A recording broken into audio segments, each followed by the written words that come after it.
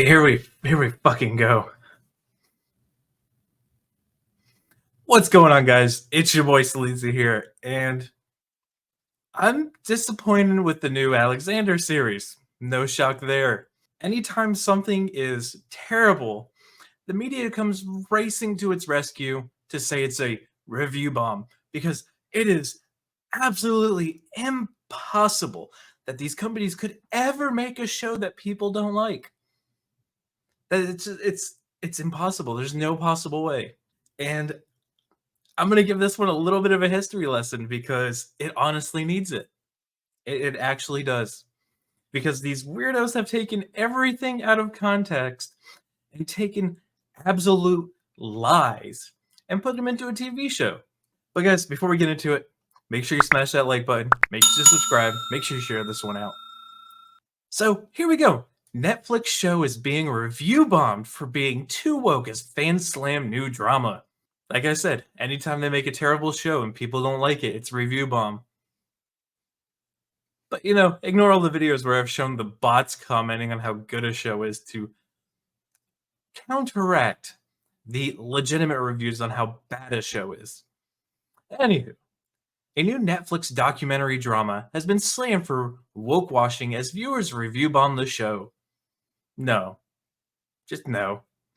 The six-part documentary Alexander Making of a God has an average Google review score of 2.5 stars, with a number of viewers complaining at its focus on historical rulers' sexuality.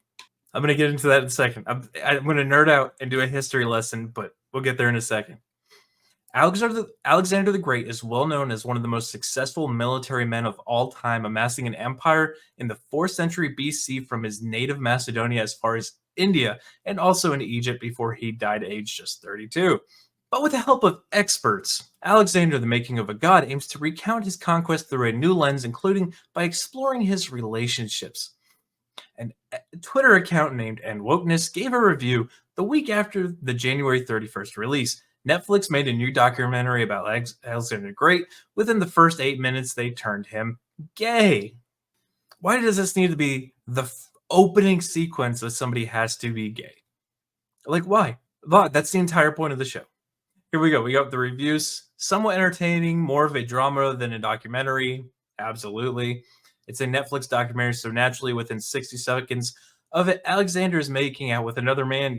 That's all they have.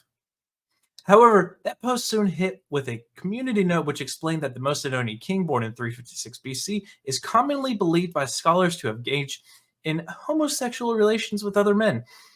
All right, here we go. History lesson. All right. Oh, warming up the ramp for this one. So, as we're all aware, absolute weirdos have been getting into places that we normally trust as source material. You'll see most of these people trying to say that there was a lot of art depicting this type of interaction between men. And let's say it's on artwork everywhere. It's on artwork everywhere. It's everywhere. It's on all the vases everywhere. It's everywhere. They were absolutely this way. This was normal culture for them.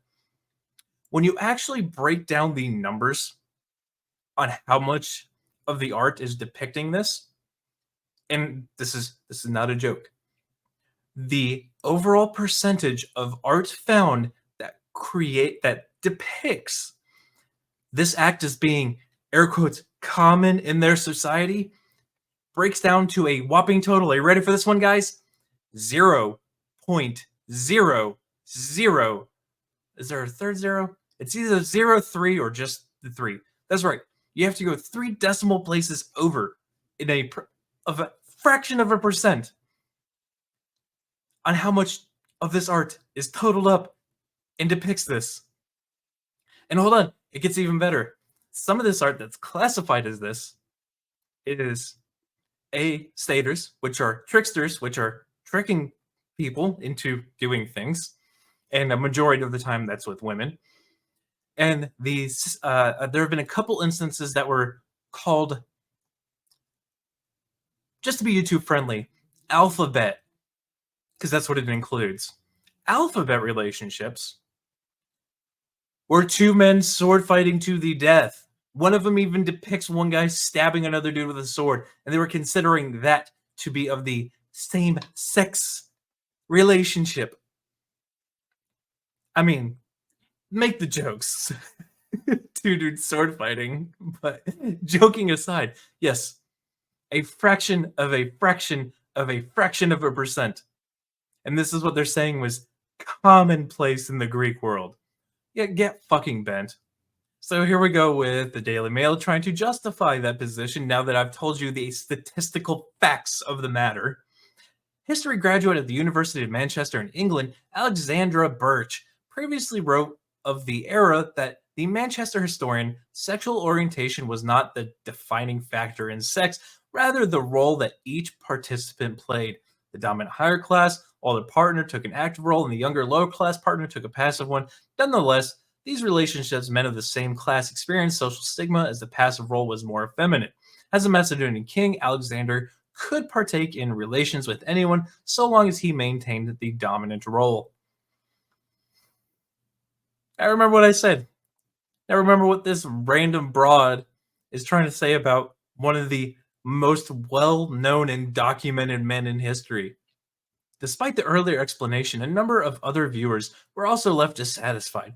One posted a one-star review on Google. The show starts off with a full-on homoerotic because, according to Netflix, everyone is gay. 30 minutes of skippable scenes later, the show goes on into woke washing. Absolutely. The dialogues and lines appear to be written by a child who grew up on memes. The Total War video game series had a better motivational pre-war speeches than this show of charged positivity.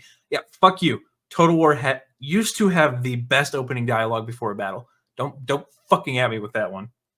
Both kings Alexander and Darius were depicted as weak and groveling, not words and behaviors you'd expect from warlord rulers. The show seemed to lean more towards a pity show for Darius than a documentary of Alexander. It was terrible. Netflix needs to stop making shows and go back to being a streaming service. So here we go. While Alexander the Great had at least 2 children and 3 marriages, literature concerning him also notes that his most prominent companion was his general and his bodyguard Hephaestion. That's right, guys. If you have a guy friend, you spend time together, you're absolutely gay. You should totally be, hanging out with women. Fuck out of here. Fuck. I hate these weirdos so much. But his apparent love of Hephaestion's endured until the bodyguard's death, when Alexander was said to lay weeping on his comrades for a day and night before being pried away. That's right, guys. You can't mourn your friend that you've known since birth, who have fought together, who have survived battles, who have literally conquered the known world at the time. You can't weep your friends. How dare you? How dare you have a friendly relationship with a guy who stood shoulder to shoulder with you, killing fucking Persians? How dare you? All right, one unconvinced, self-proclaimed history buff insists that I can say with certainty there is zero evidence Alexander was gay, and that left a 2-star review. I mean, look, okay. You know what? I'm gonna do this because I think it needs to be said. So there is a historian. Well, yes, he's a historian who has a YouTube channel. The dude is actually kind of funny. He doesn't need me to shill his channel. His channel is doing very well. But he just goes over the actual facts of history and pulls out what's wrong in media or what other people are saying, regardless of what their political leanings are. It just happens to be that it's usually the left that make all these BS claims about history. So, he gets classified as a right winger, but the dude's Italian. And it goes by the Metatron. You guys should totally YouTube Metatron and give him a follow. And maybe while you're on his channel, just search Greece or Greek and go through how much of everything he debunks on all the BS woke narrative that's being pushed. And he doesn't just do the woke narrative. He goes into the armor and weapons of the times and says what's wrong, what's right. It could have worked. It probably didn't work. Dude's absolutely fantastic. And since I'm a huge nerd and I have history books on my bookshelf, I do watch them. So yeah, go give him a follow. And maybe in the comment section, drop him a like that I sent you. Anywho, so yeah, uh, this is absolutely a BS woke Netflix series that is making garbage up and trying to sell it as, look, we've always been gay.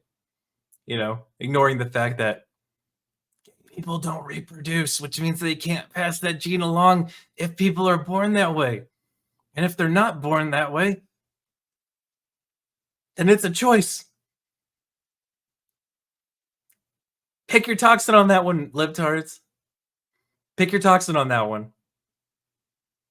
Anyway, yeah, this is going to be an absolutely trash series. I cannot bring myself to watch it. I love that it's getting hate. I love that people are giving it accurate 1-star reviews.